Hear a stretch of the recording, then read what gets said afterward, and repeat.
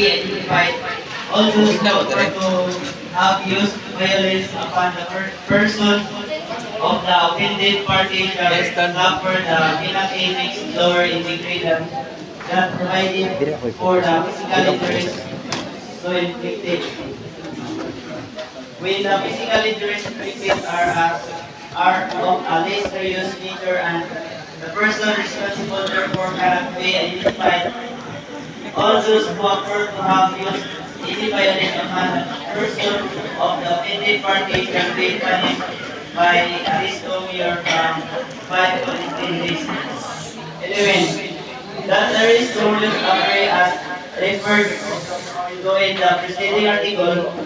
Number 2. That the participant or sub-participant thereof suffers serious physical injuries or physical injuries of a less serious nature. 3. That the person responsible therefore cannot be identified. Number 4. That all those who affirm to have used violence upon the person who out of the all offended party are known. Example of tumulus apparent. Sometimes pwede siya riot ba yan na. A group of individuals who having a strong courage to attack any person causing them to suffer or naiwan ka ng mga grupo-grupo ganing ang mga tangkay kanang mga latab. Then, if they are told by the officers and none of them admitted the state crime, then all of them may undergo investigation, and if the person whose injury cannot be identified, then they are obligated to provide medical assistance and or may serve 10 days depending on how far the damage is.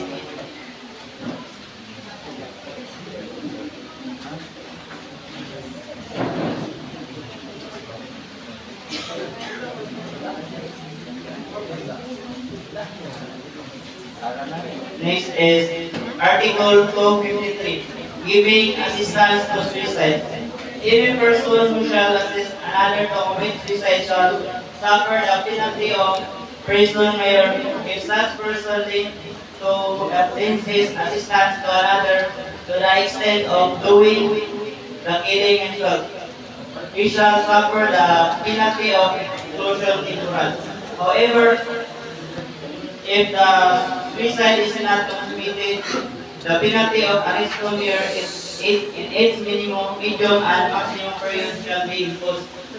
Act applicable as giving assistance to suicide. 1. By assisting another to commit suicide, whether the suicide is committed or not. Number 2. By lending assistance to another to commit suicide to the extent of doing the killing himself. Kasi siya is, example, na isang person nga mag-suicide din. Kung siya gitabangan nga para sa iyang pag-suicide, so level siya sa Article 253. If the suicide is not consummated, the second sentence of Article 253 has reference to the first way of giving assistance to suicide. That is only for lending the person to commit suicide the means with which to kill himself.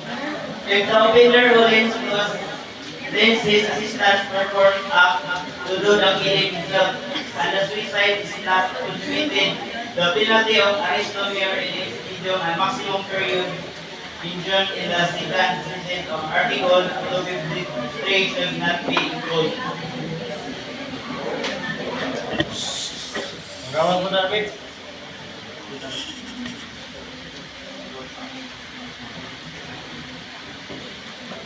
The penalty 1 or 2 degrees lower than the provided for consummated suicide where the assistance of the offender consists in performing acts to do the killing himself should be imposed depending upon whether it is perpetrated or it is attempted suicide. What is the penalty of for giving assistance to suicide? If the offender is the father, mother, child, or spouse of the one committing suicide. This is Article 253 does not distinguish and does not make any reference to the rendition of the offender with the person committing suicide. Hence, the penalty would be the same as that provided in this article, a person who attempts to commit suicide is not criminally liable. A person who attempts to commit suicide is not criminally liable because society has always considered a person who attempts to commit suicide as an unfortunate being, a rich person more deserving of penalty rather than of penalty. So, assisted suicide is different from mercy killing. Euthanasia, commonly known as mercy killing, is the practice of painlessly putting to death a person suffering from some incurable disease. Euthanasia is not limiting assistance to suicide. In euthanasia, the person killed does not want to die. A doctor will restore or mercy killing of his fate but may be liable for murder. Article 254, discharge of firearm. Any person who shall shot at another with any firearm shall suffer the penalty of prison, correction, not in its minimum and medium period, till unless the facts of the case are such that the act can be held to constitute prostrated or attempted suicide, murder, homicide, or any other form which a higher penalty is prescribed by any of the articles of this code. 11. That the offender charged a firearm against or at another person. Second is that the offender has no intention to kill that person.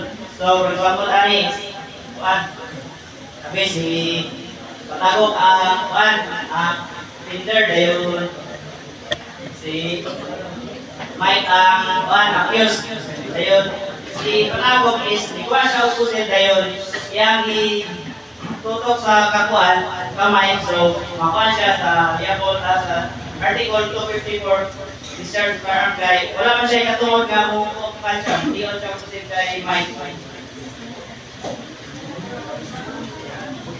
The crime is discharge of firearm even if the gun was not pointed at the offended party with fired as long as it was initially aimed by the accused at or against the offended party. Number 1. As the accused aimed the gun at and was about to shoot the offended party who was then seated, a third person tipped it down so that when it fired, the bullet hit the floor, held illegal discharge of firearm. According to people Oscar Javier. The third is no intent to kill in this case. Number 2. The accused intimidated the complaining witnesses by pointing his revolver in their direction, whereupon he threw himself upon and disarmed him. In the course of the struggle, the accused discharged the revolver so close to one of the complaining witnesses that legal discharge of firearm. Then number 3 is B. With decision to lock A in the back of the gun, approach A but the leather with B and tried to snatch the gun away from B. In the course of struggle, the gun was fired by B and the couple of meters in front of A. So, the B is guilty of illegal discharge of firearm.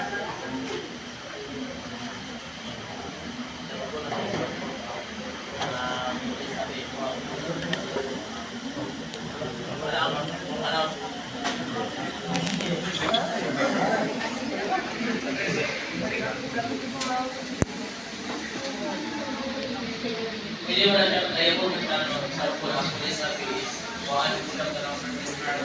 Tapos, ang kanang pulis, mas pwede ba siya kaya po ka nga article neglect of duty nga during duty abilis nakasal po siya dahil nandun siya o kaya po siya ang article